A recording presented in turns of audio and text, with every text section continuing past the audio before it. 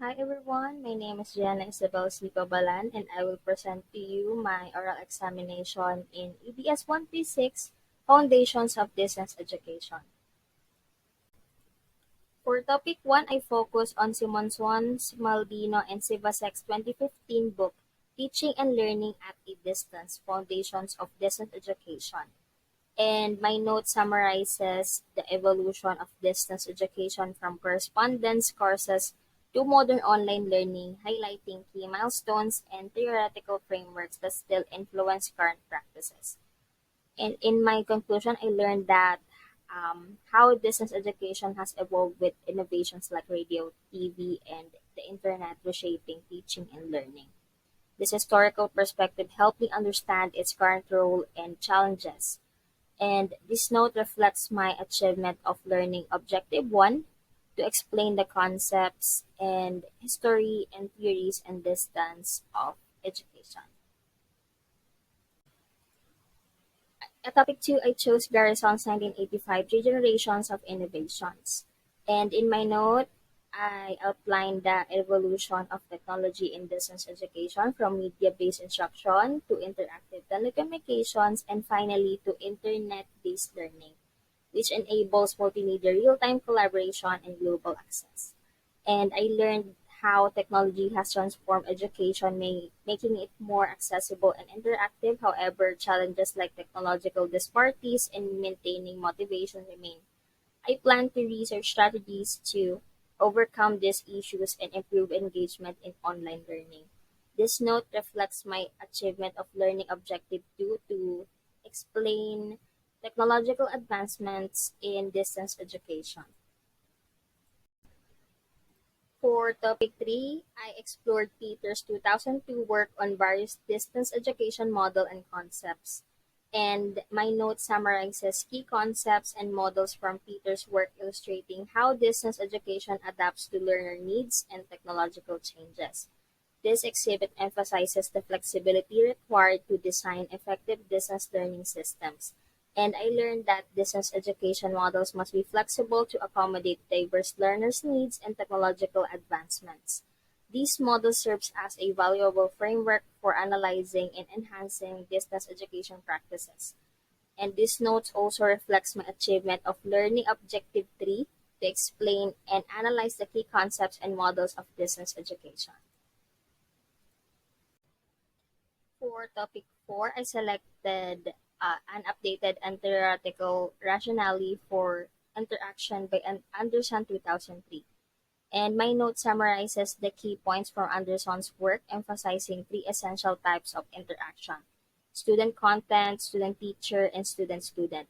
Anderson argues that a balanced mix of this interaction promotes deep learning in distance education. The exhibit highlights and outlines how this interaction enhances engagement and learning outcomes. I learned that interaction is essential in distance education as it bridges the gap between learners and instructors, fostering collaboration and engagement. Anderson framework gave me a clear understanding of how to design learning experiences that enhance these actions. And this note reflects my achievement of learning Objective 4, understand and apply theoretical models of interaction in distance education.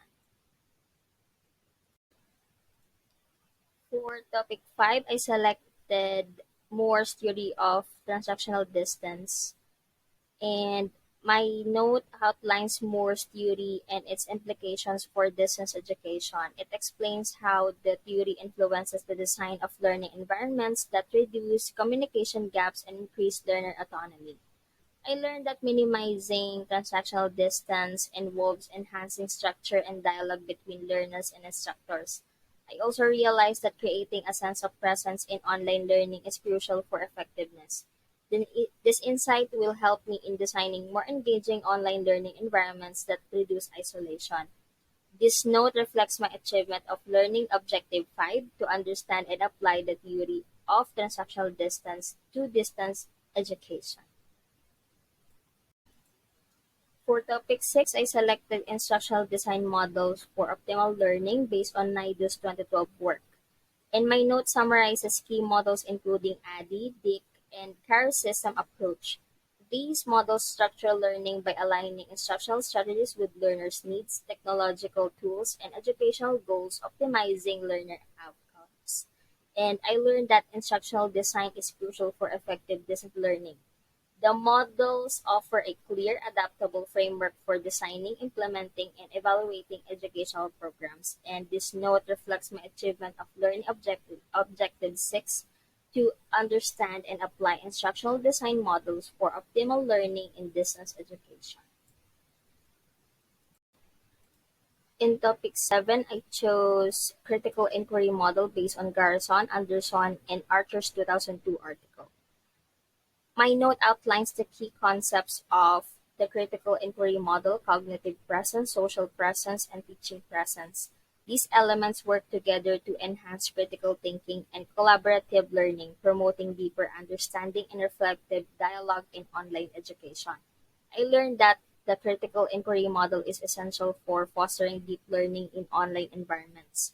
The framework supports meaningful interaction and critical thinking in text-based discussions.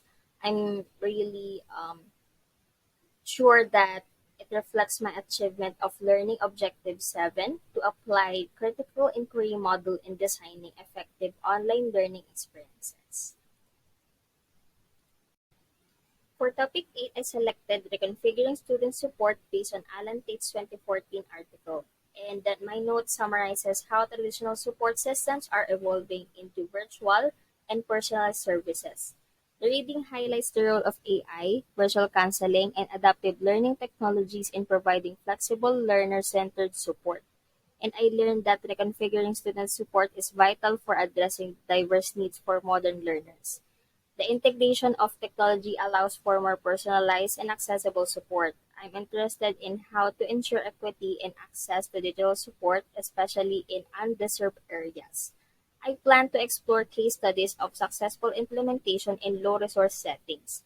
This note reflects my achievement of learning Objective 8 to evaluate and apply strategies for providing effective and equitable student support. For topic 9, I chose DE Management, Administration, and Policy based on Moore and Kersley's 2011 work. My note highlights the importance of strategic planning, resource allocation, and policy development for effective distance education management. It discusses aligning institutional goals with learner needs and maintaining academic quality standards. I realized that effective management and policy development in distance education require an integrated um, approach to technology, pedagogy, and leadership. I'm curious how emerging technologies like AI and blockchain could impact policymaking. And this note reflects my achievement of learning Objective 9 to analyze best practices in managing distance education. For topic 10, I chose distance learning major issues and challenges based on Kofahi and Sriniva's 2004 article. My note discusses key challenges such as technological limitations, learner isolation, and digital divide. It also highlights the importance of continuous tech upgrades, faculty training, and building supportive online communities. And this reading deepened my understanding of challenges in distance learning, especially in regions with limited digital infrastructure. And I'm wondering how institutions can balance innovations with inclusivity in distance learning. And this note reflects my achievement of learning objective 10 to evaluate challenges in distance learning and propose solutions. Because I also plan to explore case studies of successful institutions overcoming these challenges.